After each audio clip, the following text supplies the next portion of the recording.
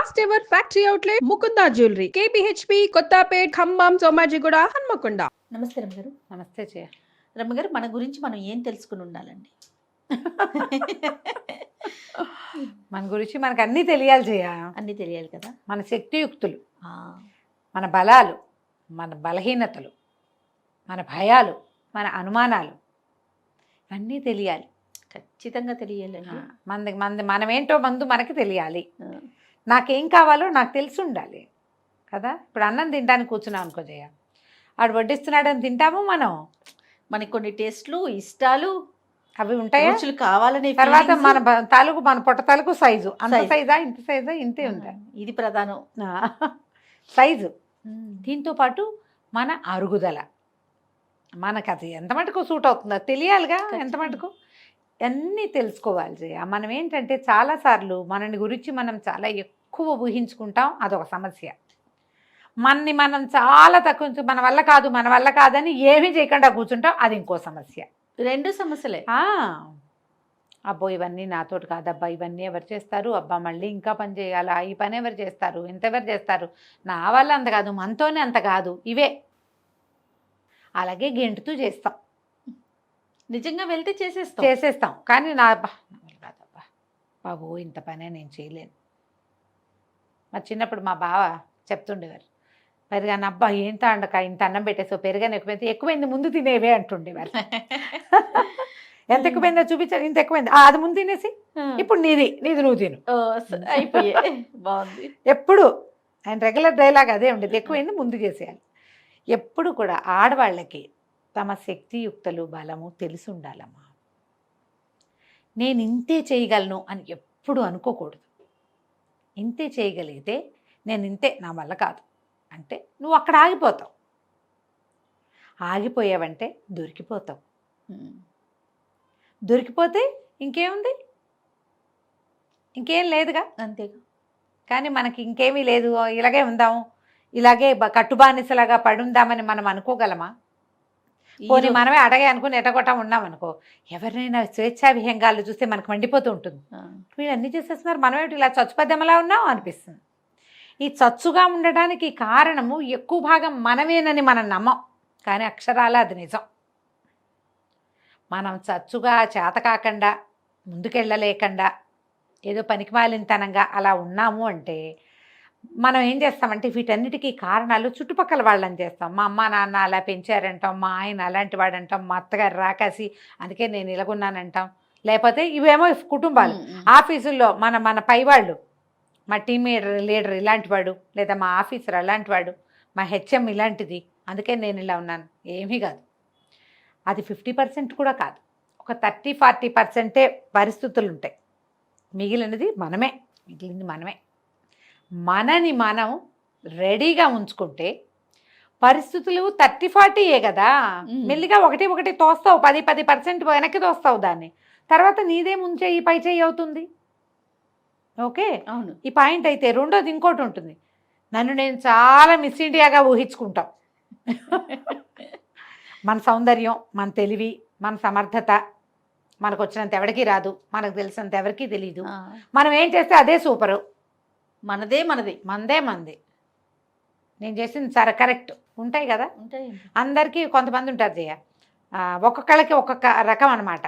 ఎవరికైనా ఏదైనా ఇవ్వటం ఒక హ్యాబిట్గా ఉంటుంది. అందరికీ తలా కాస్త పంపుతారు. ఎవరో చుట్టాల్లోనో ఫ్రెండ్స్లోనో ఏదో కొన్ని వస్తువులు వచ్చాయి, కొన్ని చేసాం, ఓ పచ్చడి చేసాం, కూర చేసాం, పప్పు చేసాం, లేకపోతే ఏవో కొన్నాం, పంచి పెడతారు. అది అవతల వాళ్ళని సాటిస్ఫై చేస్తుందో లేదో పొరపాటును కూడా కనుక్కోరు.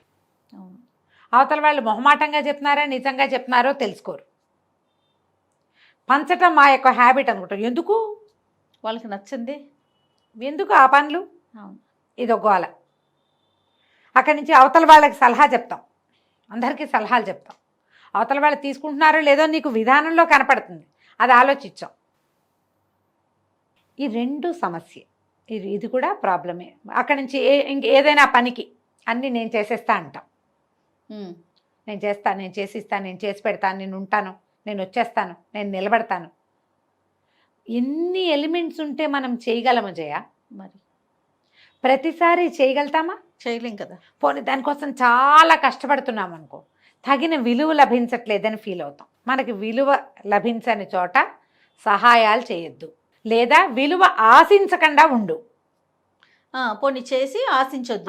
నేను చేయదలుచుకున్నా చేసా అంతే, వాళ్ళు ఏమనుకున్నా సరే. కానీ వాళ్ళు బాగా చేయట్లేదు, నిలబెట్టుకోలేదు, వాళ్ళు నిలబెట్టుకోవట్లేదు. నేను ఎంతో చేశాను కానీ నన్ను గుర్తించట్లేదు, నా వల్లే బాగుపడ్డాను ఎవరికి చెప్పరు వాళ్ళు. అదొక ఎంత బాధగా ఉంది. ఈ సంబంధం నేనే కుదిర్చాను 100 సార్లు చెప్తారు. వాళ్ళు చెప్పాలి కదా, అసలు చెప్పాలి కదా. అసలు వాళ్ళు చెప్పాలి కదా. ఇప్పుడు నువ్వు ఒకళ్ళకి ఒక సహాయం చేసావు, వాళ్ళు లేదా నువ్వు ఒక చెప్పుకోవాలి. పని చేసావు, మనమే ఓ పని చేసాం, ఎంత బాగా చేశారు అని 10 మంది అంటారా? మేము చేసాం చూడండి అని నువ్వే చూపించుకుంటావా? ప్రస్తుతం అట్లానే ఉన్నాం కదా సుమగారు. కదా, నేను చేశాను చూడండి చూడండి అంటారు, ఓ అంటారు, అంతే. ఓహో అనరు. అనరు. ఈ ఓహో అనిపించుకోలేని పని ఎందుకు? ఓసారి చేసావు 2 సార్లు మానే హాయిగా. శక్తియుక్తులు తెలుసుకోండి. ఇప్పుడు మీకు అదైనా సరే సమస్యే, ఇదైనా సమస్య. ఓసారి అలాగో ఉంటాం, ఓసారి ఇలాగో ఉంటాం మనం. కానీ ఎల్లప్పుడూ అలాగో ఇలాగో మాత్రమే ఉండకూడదు, మధ్యస్థంగా కూడా వెళ్ళమంటారు. మధ్యస్థంగానే ఉండాలి. ఏదో ఒక సందర్భంలో డెస్పరేట్గా అవుతాం జయ, మనము పరిస్థితులు చేయి జారిపోతున్నట్టు, అదుపు తప్పిపోతున్నట్టు అనిపించినప్పుడు మనం లోగా ఫీల్ అవుతాం. ఫీల్ అయ్యి నాతోటి ఏం కాదు, నేనేం చేయలేను, నేను దద్దామని, నా వల్ల అవ్వదు అని ఒక రకమైన డిప్రెసివ్ స్టేట్లోకి వెళ్తాం. ఈ డిప్రెసివ్ స్టేట్ థింగ్ సహజం, కానీ ఇది రెగ్యులర్ ప్రోగ్రామ్గా ఉండకూడదు. అవును. దానివల్ల ఏమవుతుంది, క్రమంగా మీరు డిప్రెసివ్ మోడ్లోనే ఉంటూ ఉంటారు.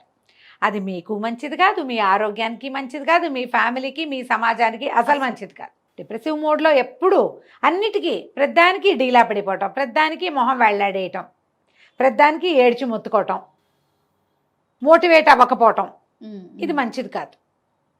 ఇవన్నీ మీకు మానసిక సమస్యలకి దారితీస్తాయి. ఈ డీమోటివేట్ అయిపోవటము, లేదా డిప్రెసివ్ మోడ్లో ఉండడము, వీటితోటి ఏమవుతుంది, పీరియడ్స్ అలాంటివన్నీ డిస్టర్బ్ అయిపోతాయి జయ, హార్మోన్స్ డిస్టర్బ్ అవుతాయి, తద్వారా ఆరోగ్యం పాడవుతుంది. కరెక్ట్ అండి. మీ ఆరోగ్యం పాడైతే మీరు ఒకరే కాదమ్మా, ఒక స్త్రీ ఆరోగ్యం మీద వాళ్ళ కుటుంబం ఆధారపడి ఉంటుంది. ఎప్పుడు డిమోటివేట్ అయిపోవటము వాటిలోకి వెళ్ళబోకండి. ఎప్పటికప్పుడు మనం మోటివేట్ చేసుకో, ఎవడు చేయడు, మనమే చేసుకుందాం అంతే, మనమే హైలెస్సా అని వెళ్ళాలి ముందుకి. వస్తాయి, ఇలాగే వస్తుంది. ఏం చేయాలో అర్థం కాదు, ఏం చేస్తే ఏమవుతుందో అసలు అర్థం కాదు. కానీ ఏదో ఒక దాన్ని చూసి మోటివేట్ అవ్వాలి, ఎవరో ఒకళ్ళతో మాట్లాడి ముందుకెళ్ళాలి. మిమ్మల్ని దిగలాగేసేవాళ్ళు కాకుండా కొంచెం బూస్టప్ చేసి, ఇలాగే ఉంటుంది జీవితం, ముందుకెళ్ళు, ఏదో స్వీట్ తిను, ఓ ఐస్ క్రీమ్ తిను, కాసేపు బయటికి నడిచేళ్ళు, 4 వాక్ చేయి, ఎవరితో నా ఫ్రెండ్స్తో మాట్లాడు, మోటివేట్ అవ్వు, ముందుకెళ్ళు అని చెప్పే వాళ్ళని చూడండి. మిమ్మల్ని కాలు పుచ్చుకుని కిందకి లాగేసే జనాలు ఎవరైనా మీ సమాజంలో ఉంటే తుచ్చు, వాళ్ళతో వదిలేయండి వాళ్ళని. ఎప్పుడైనా వాళ్ళే హలో అనాలి, మీరు మాత్రం హలో అన్నది. వాళ్ళు హలో అన్నప్పుడు అనండి, మీరే పనిమాల ఫోన్ చేసి మళ్ళీ ఇంకా కిందకి వెళ్ళిపోయే ప్రోగ్రాం పెట్టద్దు. అక్కడి నుంచి ఇంకొకటి ఉంటుంది, నువ్వు తోపువి, నువ్వు తురుమువి అని మిమ్మల్ని రెచ్చగొట్టే వాళ్ళు ఉంటారు. అవును రాము గారు, చాలా మీకంత మీలాంటి వాళ్ళు మీరే. నువ్వు ఏమైనా చేసేయగలవు, నువ్వు ముందుండు అని తోసే వాళ్ళు ఉంటారు. నిన్ను తోస్తున్న వాళ్ళు ఎందుకు ముందులేరా ఓసారి ఆలోచించు. కరెక్ట్. అవునా పాయింట్? ఈ తోసి వినోదం చూద్దాం అనుకుంటున్నారా? నిన్ను ముందుకు తోసి వాళ్ళు ఏదైనా ఆశిస్తున్నారా? ఇది ఆలోచించండి. అలాంటిది ఏం లేకపోతే పర్వాలేదు, కొంతమంది ఉంటారు అట్లా, మన హైలెస్ అంటుండేవాళ్ళు వాళ్ళే అంటుంటారు, మనం అనక్కర్లా, మన పడవని వాళ్ళే తోస్తారు. కానీ మీరు తోయబడద్దు. What is me, what I want, ఈ 2 మీకు తెలియాలి. తెలీదు, ఇప్పుడే ఆలోచిస్తున్నారు మనం మాట్లాడుతుంటే. ఇప్పుడు ఆలోచించండి, అసలు నేనేం చేయగలను, నేను అది చేస్తా ఇది చేస్తా. ఓ 10 మంది వస్తే వంట చేయగలవా నువ్వు? ఓ 25 మంది ఒక గ్రూపుని మేనేజ్ చేయగలవా? ఆర్గనైజ్ చేయగలవా? ఒక 4 మంచి మాటలు చెప్పి అవతల వాళ్ళకి అర్థమయ్యేలా చేయగలవా? ఎవరినైనా మోటివేట్ చేయగలవా? ఎవరికైనా నచ్చజెప్పగలవా? కనీసం నీ పిల్లలకైనా ఏదైనా విపత్కర పరిస్థితి వస్తే హ్యాండిల్ చేయగలవా క్వశ్చన్స్ వేసుకో. అవును అవును ఎస్ ఎస్ ఎస్ అన్నీ ఐ క్యాన్ అని ఆన్సర్లు వస్తే నువ్వు 80% చేయగలవు. నా వల్ల కాదు నా వల్ల కాదు నా వల్ల కాదు ఇవేవి నేను చేయలేను అని వస్తే నువ్వు డిప్రెషన్ దారిలోకి వెళ్ళిపోతున్నట్టు నీకు నువ్వే 20 మార్కులు వేసుకుని ముందుకు దోసుకో. అంతే. ప్రతి వాళ్ళు మన వెనకాల మన చేతులు పెట్టుకుని తోసుకోవాలమ్మా ముందుకి. తప్పదు. నువ్వు పరిగెత్తి పైకెళ్ళి పతాకాన్ని అంటుకుంటాను అనకూడదు, కింద చతికిలబడి నేలకు అంటుకుపోతాను అని అనకూడదు. నువ్వు పతాకాన్ని అందుకోగలవు, జీవితం బాగుంటుంది నీకు ట్రై చేస్తేనే. తప్పకుండా. సరిగ్గా ఆలోచించండి. మొదట మిమ్మల్ని మీరు తెలుసుకుంటే ఇందులో మీ తప్పులు మీకు తెలుస్తాయి, మీ పొరపాట్లు, మీ తొందరపాట్లు. అప్పుడు ఏదైనా దిద్దుకోవాల్సిన కరెక్ట్ చేసుకుందాం.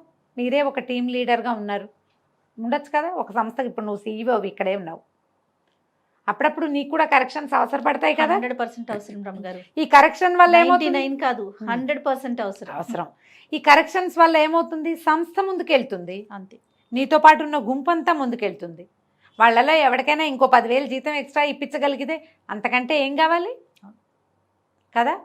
దానికి మనం ఎవరినైనా కరెక్ట్ చేయాలంటే ఫస్ట్ బేసిక్ కరెక్షన్ మన దగ్గర ఉండాలి కదా. మన దగ్గర ఉండాలి. ఇలా ఆలోచించండి, మిమ్మల్ని మీరు బూస్టప్ చేసుకోండి, మరీ బూస్ట్ ఎక్కువ తాగేయకండి. సూపర్. నమస్తే రమ్మగారు. నమస్తే జీ.